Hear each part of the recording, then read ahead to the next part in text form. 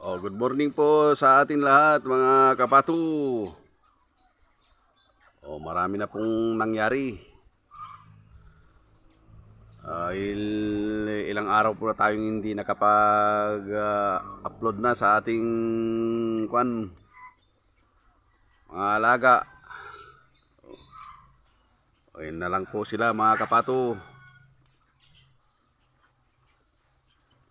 Kasalukuyan po tayo nagpapakain mga kapatu.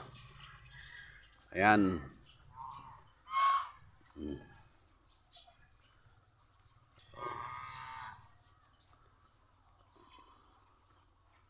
Nadagdagan po yung gansa natin mga kapatu dahil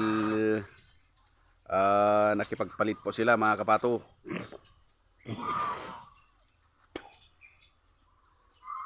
Yung nandito mga kapato na 5 ay yun po ang pinalit mga kapato. Yung inahin na yun mga kapato, nagkiluhan po kami, tapos yung sobra po yung kilo sa akin ay pinabayaran ko po mga kapato. Yan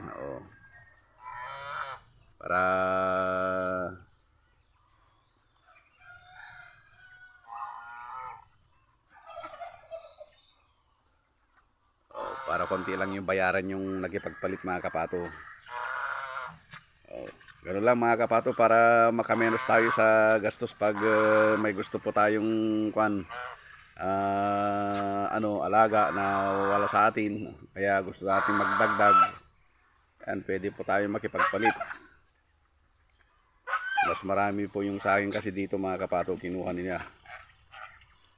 Yan. Kasi isa po yung asawa, kasi yung barako natin na gansa.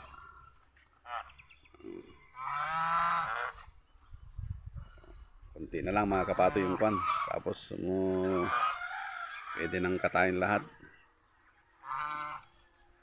Pwede nang pangkatay mga kapato. Yung mga gustong bumili pa dyan mga kapato, marami pa rin po tayong mga available dito mga kapato. 250 per kilo. Marami na pong nabenta mga kapato talaga. Konti na lang.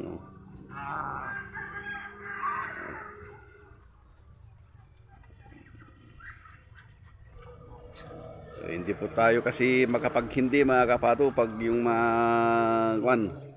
yung mga customer natin basta maganda pa ang presyo, sige po. Hindi po tayo pwedeng hindi, dahil yan pang hinahanap natin, yung kumita. Kagaya yung mga nangyari sa mga inahin natin dito mga kapato. Yan, 4 yan. 4. Tapos dito 5. 5 yan mga kapato. Ayan po yung mga breeder natin mga kapato. Yan po yung mga breeder natin mga kapato na may mga itlog. Yan, binili po yung mga itlog nila mga kapato. 12 pesos po per piece ang bigay ko. Ganyan po yung bigayin natin ng itlog mga kapato pag yung fertile po mga kapato. Kinulong ko po sila, mga mag-4 na araw na po sila diyan mga kapato, dahil medyo humina po yung katawan nila. Medyo i-brother po natin ng konti para sakaling makarecover yung mga pag nakarecover po yung mga katawan na nila, saka na natin ilalagay ulit dyan sa baba. Yan. Binenta po natin yung mga itlog nila mga kapato, dahil yun po ang sabi ng mga buyer mga kapato, bibili daw sila na itlog. Ang hinahanap po natin ay pera, kaya nagbenta po ulit tayo ng itlog mga kapato. Yan, bali shampoo yung kinuha natin ng itlog, kinuhanan ng itlog. Kaya ayan, renoder po natin sila mga kapato.